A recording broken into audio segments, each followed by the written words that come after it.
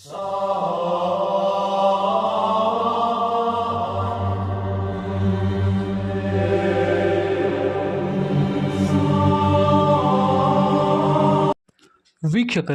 ನಮಸ್ಕಾರ. ಕರ್ನಾಟಕ ಮತ್ತು ಮಹಾರಾಷ್ಟ್ರಗಳ ನಡುವೆ ಹಳೆಯ ಗಡಿ ವಿವಾದವನ್ನು ಇತ್ತೀಚೆಗೆ ಬೆಳಗಾವಿಯಲ್ಲಿ ಸಂಭವಿಸಿದ ಘಟನೆಯು ಮತ್ತಷ್ಟು ತೀವ್ರಗೊಳಿಸಿದೆ.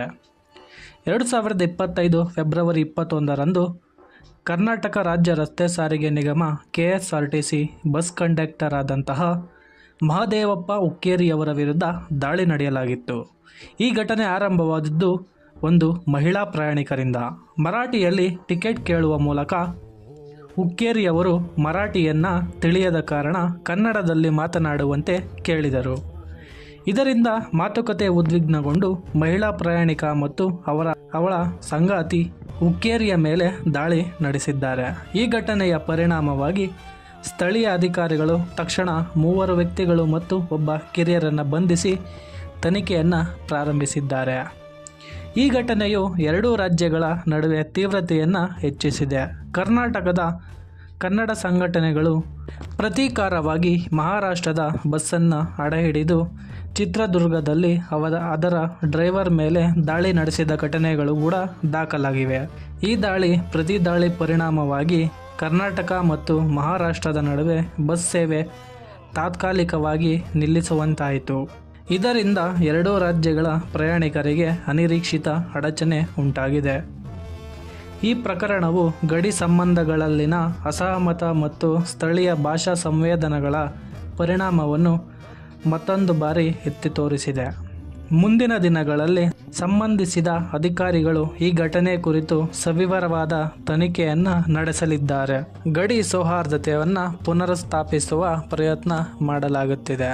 ಬೆಳಗಾವಿಯ ಈ ಘಟನೆ ರಾಜಕೀಯ ಮತ್ತು ಪ್ರಾದೇಶಿಕ ಮಟ್ಟದಲ್ಲಿ ದೊಡ್ಡ ತಕರಾರನ್ನು ಸೃಷ್ಟಿಸಲಾಗಿದೆ. ಕರ್ನಾಟಕ ಮತ್ತು ಮಹಾರಾಷ್ಟ್ರ ಗಡಿ ವಿವಾದವು ಬಹುಕಾಲದಿಂದಲೂ ಇದೆ. ಇದು ಪ್ರತಿ ಬಾರಿ ಇಂತಹ ಘಟನೆಗಳ ಮೂಲಕ ಪುನಃ ಚರ್ಚೆಗೆ ಬರುತ್ತದೆ.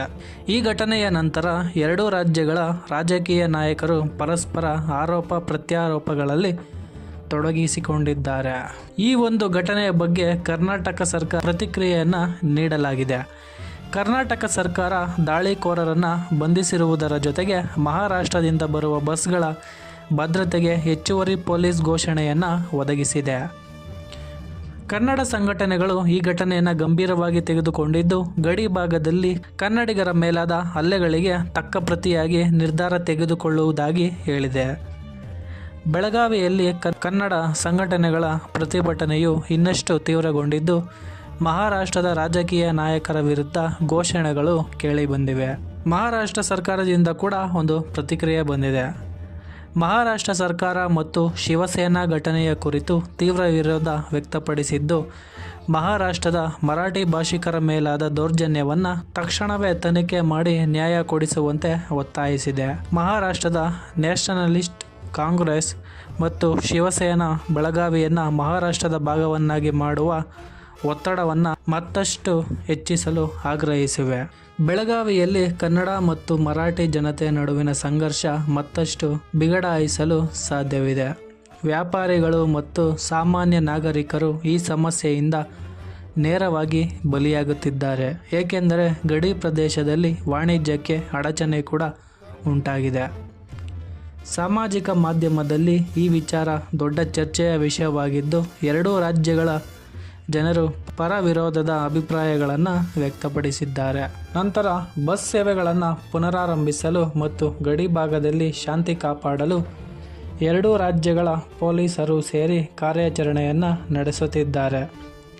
ಮಹಾರಾಷ್ಟ್ರ ಮತ್ತು ಕರ್ನಾಟಕದ ರಾಜ್ಯಪಾಲರು ಹಾಗೂ ಸರ್ಕಾರಗಳು ಈ ವಿವಾದಕ್ಕೆ ರಾಜಕೀಯ ಪರಿಹಾರ ಕಂಡುಕೊಳ್ಳಲು ಸಭೆ ನಡೆಸುವ ಸಾಧ್ಯತೆ ಕೂಡ ಇದೆ.